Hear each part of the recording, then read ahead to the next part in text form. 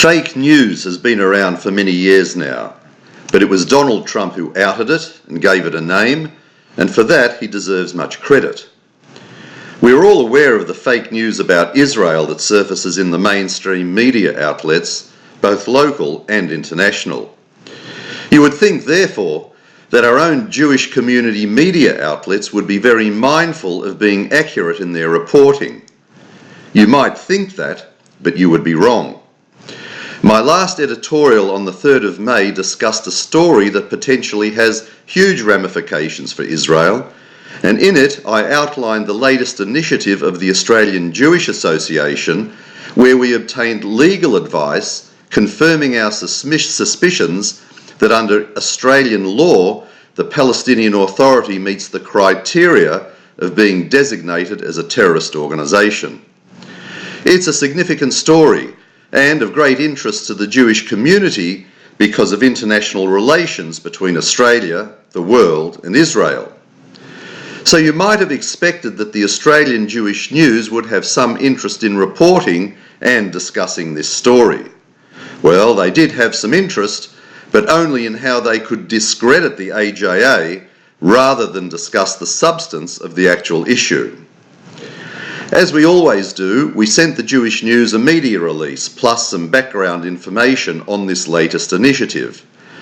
But if you saw the Jewish News article in their edition of the 2nd of May, did you note how this august publication treated the subject? Their whole story by reporter Peter Conn was about how the person whose opinion was sought, Jeremy Rapke QC, quote, distanced himself from the AJA. Why? According to the Jewish News, because we used his opinion in a public statement. The Jewish News made no follow-up phone calls to the AJA and showed no interest in the actual issue itself. Their sole intent was to smear the AJA and avoid the real story. Had they done some basic research, like, doing what media outlets are supposed to do, they would have learned that firstly, the AJA's brief to the QC made it clear that it would be used for political purposes, and secondly, no restrictions were received on how the advice was to be used. And by the way, kol hakavod to Jeremy Rapke for having the courage to step into this political minefield. The Jewish News has form for anti-AJA activity, and there is a clear pattern of this newspaper ignoring an issue that we have raised, preferring to present some deflection that gives it an opportunity to paint the AJA in a negative light. Remember when we broke the pay-to-slay story that resulted in $10 million of unaccountable Australian aid being redirected from the Palestinian Authority to the United Nations? The Jewish News managed to seek a comment from other communal bodies, but ignored the instrumental role that the AJA played in that story. And when AJA President David Adler made a comment that right-wing activist Lauren Southern would be far safer walking through Bondi or Caulfield than Lakemba, this was also spun into another criticism of the AJA. Rather than explore the context, which was all about safety issues for people in some suburbs of Australia, the Jewish News screamed of the AJA, "How dare you invite a neo-Nazi to Caulfield?" We did nothing of the sort. The Jewish News will take every opportunity to divert attention from the main thrust of a story we are involved in, just to take a swipe at the AJA.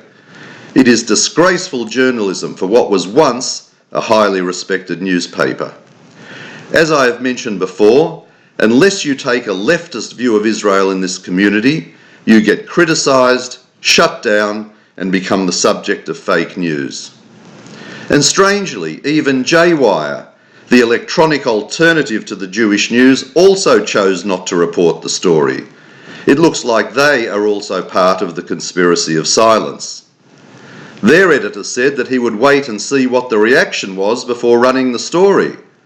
Well, that's weird. Since when is news only reported because of some reaction? Fortunately, in these times of social media, no one needs the mainstream outlets as much as they once did.